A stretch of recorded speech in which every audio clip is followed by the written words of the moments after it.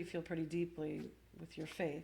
How did you lose it for a while, and how do you have such deep faith now? So I always had semi-strong faith and believer, and when they were diagnosed, September and October of 2012, I knew I could either go one way or another. I mean, I could either pull a Thelma and Louise and take my kids and drive off a bridge,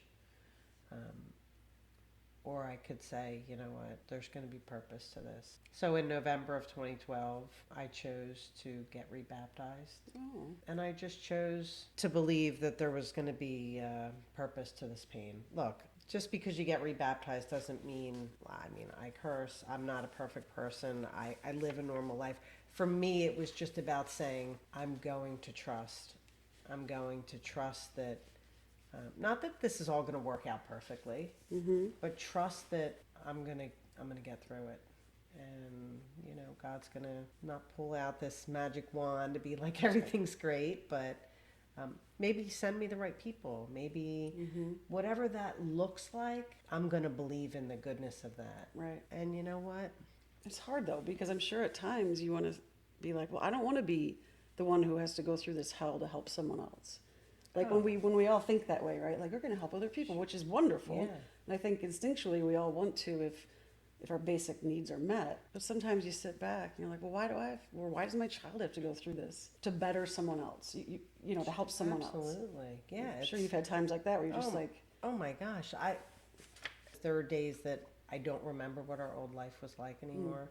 And that's sad to me, because for the first couple of years, you used to compare like pre-MLD and then after MLD. And now I don't remember that life anymore. I don't remember what that life was like. So now I feel like this is what you're called to do. Like you're called to share your story and help people, whether that means sharing about my not drinking, whether it means sharing about the treatment, whether it means sharing about being a caregiver, and how really, like, I started this other blog where I write the truth, because I'm so afraid to actually write, not afraid, but the truth of how painful this life can be. Right. When you're dealing with, the grief of losing so many things, My kids think you're a beautiful writer, because I had them read what you in your blog about when you and Ella, I think you were going into Wawa and she kept falling. That was one example. But no, when you said that you went into Wawa and there was a woman there crying. Yeah. And then you didn't know what to do, and then someone comes from behind the counter and gives her a huge hug, and you felt like you were having, like, I think you said outer body experience. Well, the woman was me. That's what I was. Yeah. The woman was me. When I got to that, Yeah. I like choked up, Yeah. and like I told you, the kids were like, look what Miss Vivian wrote, and they were like, that's beautiful. I'm like, right? Yeah, and it's true. And it was Karen at Wawa, and it was Karen at Wawa. Yeah, and I don't even know her well, but it was just, she came up to me and asked me something like she saw me, and you don't get seen a lot in this type of. There's a few people that see me. What do you think other people see? Well, they just they're not in a bad way. People are living their life. Oh, I see what you mean. Yeah. So when someone sees you and really can see through the fake smile, and when they, not that it's fake, I love my life, and I do, which is crazy. I love my life, my husband, my kids. We have a very simple life, but I love it so much, and we have learned to appreciate so many things, and it's so beautiful. But when someone truly can see, like, man, I know. Yeah. And like Karen at Wawa, it was like that day she saw me and she just hugged me, and I'm like, tears are like streaming down my face, I'm snotting, and she didn't even have to say much. It was just like she just knew I needed a hug.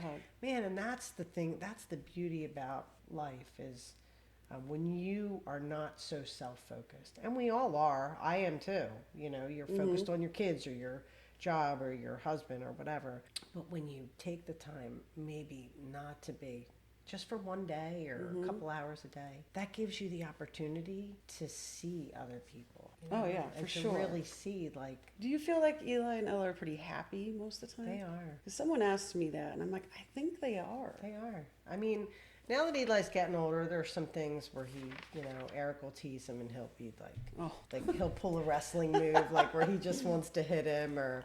But for the most part, they wake up every day, and I don't know how they're happy all the time. I really don't. I wish I could be one of those people to record my life, but I don't know how to do that because I don't know how to edit stuff. But if they could see how hard it is just for him to get to the bathroom, I don't know how he's happy because, he's. have you ever asked him? Was Yeah, that? he loves God, and he believes. He's a believer, and he is. This is just how God made him in his mind. Mm-hmm. He does remember his old life, and he talks about it often.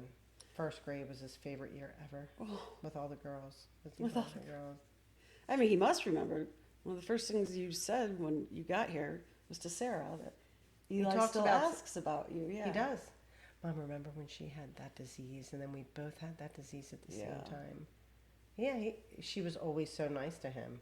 And, kids, he remembers that. That's what I'm saying. Sometimes it's like he's going to be 21 in September. Sometimes it's like, okay, he's 10 or 2, depending on his needs. Yeah. But then there are other moments where he's so far beyond, That's what you're saying. He seems to be pretty deep and he's like very spiritual. Yeah, very old soul. I gotta tell you, that always made me feel proud as a mom when he would say things to you about how much he loved my child. Yeah.